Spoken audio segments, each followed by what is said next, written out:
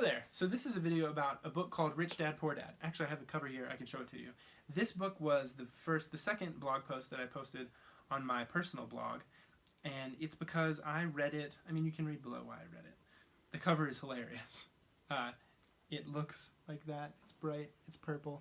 There's Robert Kiyosaki on the cover. And it is wonderful, and you will read all about it below.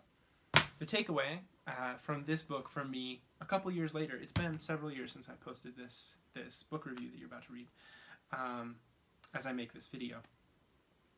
And the takeaway from me a couple years later, I was actually just talking about this book last night with my friends Steve Cruz and with Tom at Village Inn, and about how important it is to not take the road most traveled when it comes to spending money, and to buy assets. A great example of this is people ask me all the time, how much did your drone cost? And my answer is my drone pays me. Like, my drone costs negative money. And that is because I didn't have the money to buy a drone and I didn't want to pay for crashes. So I talked to people until I found someone who wanted aerial video and was willing to pay me for it. They paid for my first drone. And I just borrowed a friend's until then. I crashed it a lot, actually. Sorry, Jeremy.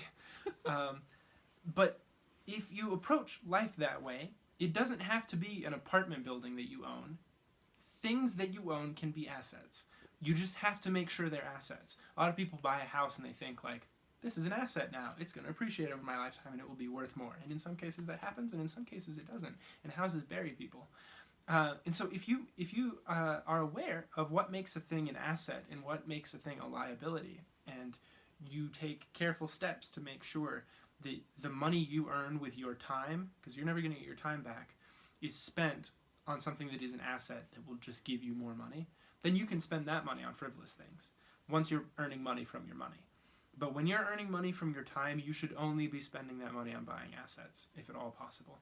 That's the mindset you learn from this book. It's what I'll talk a little bit about below as you read through it, but I also dive into sort of the strategy that Robert employed in writing this book, which I think you'll find fascinating, and hopefully will inspire you to read it. I hope you enjoyed the post. Thank you for watching this video. I'll see you in the next one.